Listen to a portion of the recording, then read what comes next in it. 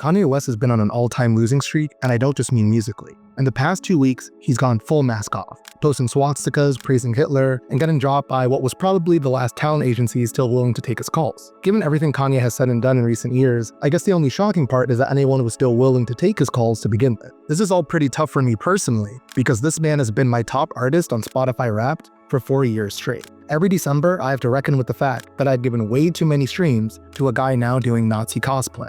Perhaps Kanye thought he could get away with it. After all, toxic men have just been elevated to immense power precisely because of the incendiary things they say. Trump built his entire political career on offense, using transgression to energize his base and dominate media cycles. His return to power has been widely seen as a backlash to quote-unquote woke and cancel culture, a rejection of the idea that people should face consequences for the bad things they say and do. So it's no surprise that weeks into Trump's second term, anti-Semitism is back in the mainstream, bigotry is just another engagement strategy, and Kanye is out here doing PR for the Third Reich like it's an album rollout. For years, the fight against cancel culture has framed public accountability as the real threat to a free society. But what we're seeing now proves why guardrails exist in the first place. Societies with histories of discrimination need limits on speech, not to silence dissent, but to prevent the normalization of rhetoric that leads to real-world harm. The problem wasn't that we had a system of consequences, it's that we enforce those consequences unevenly, inconsistently, and sometimes recklessly. Moving forward, we don't need to abandon accountability, we need to do it better. The people most surprised by Kanye's remarks, and even more so by the lack of a sufficiently forceful public response, were Europeans. In many European countries, statements like his wouldn't just spark outrage, they would carry real legal consequences under stringent hate speech laws. The idea that someone could openly praise Hitler and post Nazi imagery without immediate legal action is unthinkable in much of Europe, where history has made the dangers of unchecked hate speech painfully clear. Germany in particular has some of the strictest hate speech laws in the world. Section 130 of its criminal code criminalizes Holocaust denial and Nazi propaganda. The Network Enforcement Act forces social media platforms to remove illegal content or face massive fines. These laws didn't emerge in a vacuum. They exist because Europe learned the hard way what happens when hate speech is allowed to fester. The horrors of fascism and totalitarianism showed that if you don't stop these movements early, they grow. In this context, hate speech laws aren't an infringement on liberty, they're a safeguard against its collapse. This is precisely what Hannah Arendt, one of the 20th century's greatest political thinkers, explored in her seminal book, The Origins of Totalitarianism. When she set out to analyze the rise of Nazism and Stalinism, she didn't start with dictatorship, mass surveillance, or labor camp. She started with anti-Semitism, because in her view, this was the earliest warning sign of how societies rot from within. I want to note that in this context, anti-Semitism is not just about hatred of Jewish people. It serves as a broader stand-in for whatever form of bigotry is most deeply embedded in a racist society at a given point in time. Arendt argued that by the 19th and early 20th centuries, anti-Semitism was no longer just a prejudice, it had become a political weapon, a tool to divide societies and justify exclusion. The real danger wasn't just in the words themselves, but in how they reshape political life, turning entire groups from citizens into outsiders, from neighbors into threats. Arendt showed that fascist movements didn't just seize power overnight. They gained traction by normalizing dehumanization, embedding the idea that certain people were less worthy of rights, less deserving of protection, and ultimately, less human. Arendt observed that oppression rarely stops with its initial targets. When a society begins by marginalizing one group, stripping them of rights and protections, it creates a precedent that could be expanded to others. Over time, the logic of exclusion extends to dissidents, intellectuals, and political opponents, until fear and isolation prevent any meaningful resistance. She called this the boomerang effect. When the rights of some are curtailed, the rights of all are put at risk. Societies with histories of discrimination are uniquely vulnerable to the weaponization of hateful rhetoric. When biases are deeply embedded, they can be easily rekindled and normalized. This is why cancel culture, despite its flaws, was rooted in a fundamental truth, that the only way to stop dangerous ideas from spreading is to deprive them of legitimacy by making them socially unacceptable. The goal was not censorship in the legal sense, but the maintenance of social stigma, an informal but powerful tool that prevents harmful ideologies from gaining legitimacy. We recognize the value of stigma in other areas. No one argues that society is too harsh in condemning animal abuse, pedophilia, or incest. These ideas are not debated in the quote marketplace of ideas because we understand that to even allow them to be entertained as valid perspectives carries serious risk. It doesn't matter if some people feel that their authentic self-expression is curtailed because they are called terrible people for holding these views. Their discomfort is a necessary trade-off to prevent the much greater harm that would occur if such ideas were given room to spread. This understanding flies in the face of the dominant strain of free speech absolutism in the United States,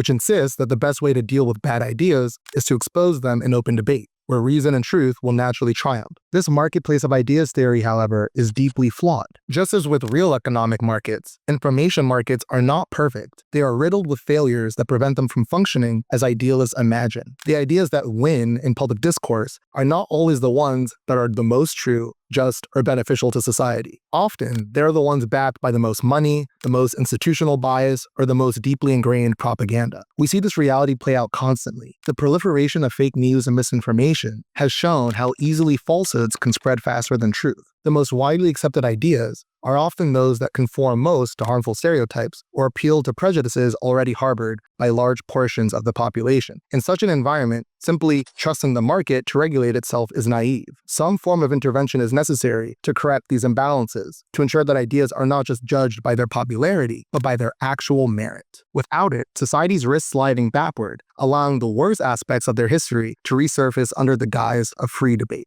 In the aftermath of World War II, Germany and much of Europe undertook a process of deep reckoning, fully acknowledging the horrors of the past and taking concrete steps to ensure they would never be repeated. In Germany, Holocaust denial is illegal, Nazi symbols are banned, and school children are required to learn about the country's role in genocide and war crimes. The state has actively sought to purge fascism from public life, not just in rhetoric, but in law, education, and the physical spaces people inhabit. There are no statues glorifying Hitler or public buildings named after Nazis. America, by contrast, has never fully confronted its own history of racial oppression. The Confederacy, a regime that fought explicitly to preserve slavery, is still honored in monuments, military bases, and state holidays. Attempts to remove Confederate statues are met with outrage, not just from the fringes, but from mainstream political figures. Unlike in Germany, where extreme nationalist rhetoric is politically toxic, America has created an environment where not only is racist language tolerated, but it has been strategically weaponized by politicians for decades. Richard Nixon pioneered the Southern strategy, using coded language about law and order to appeal to white voters resentful of civil rights gains. Ronald Reagan spoke of welfare queens to stoke racialized fears about government assistance. By the time Trump entered the scene,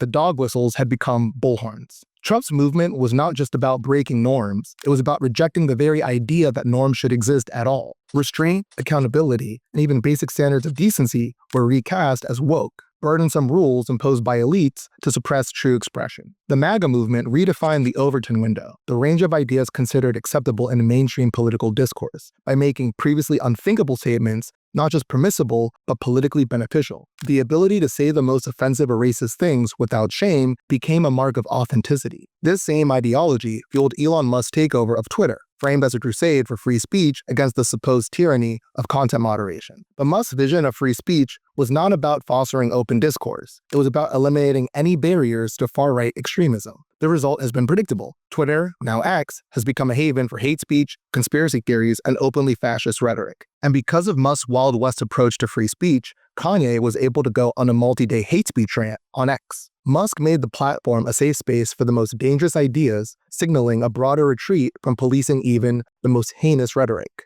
Kanye, true to form, pushed this permissiveness to its extremes. Despite suffering personal and professional setbacks, he still hasn't lost access to his Twitter account, because in this new era, the norms that once kept extremism in check are no longer being enforced. This broader tolerance for the intolerable has now reached the highest levels of power, with Trump's second term solidifying an authoritarian, anti-democratic movement. What began as a cultural retreat from enforcing limits has become a political project to dismantle them entirely. The entire point of cancel culture was to enforce necessary restraints on what societies deem intolerable, to prevent dangerous rhetoric from gaining legitimacy. But instead of recognizing this as a safeguard, it was attacked as authoritarianism itself. The result is a world where the destruction of those guardrails is treated as a victory for free speech, even as it paves the way for bigotry and actual authoritarianism. In such an environment, extremism is not an aberration, it is the logical endpoint. A political culture that rejects cancel culture, that refuses to impose even the most basic consequences for hate and incitement, will inevitably produce leaders who see laws, norms, and democracy itself as obstacles to be crushed, not principles to uphold.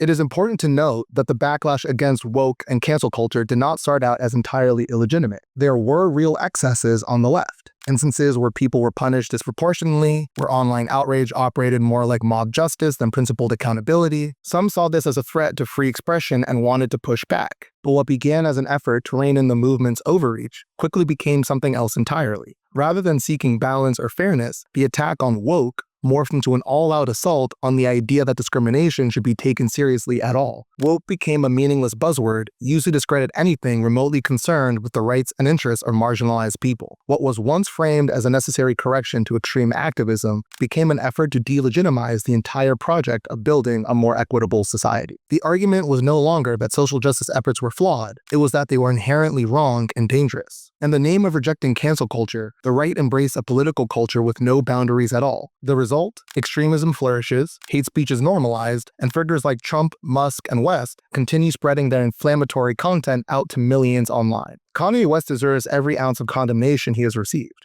His actions are vile, his words are dangerous, and his influence is corrosive. But if we are going to hold him accountable, we should also hold accountable the broader permission structure that made him think what he said was acceptable in the first place, a structure that now sits in the very center of power.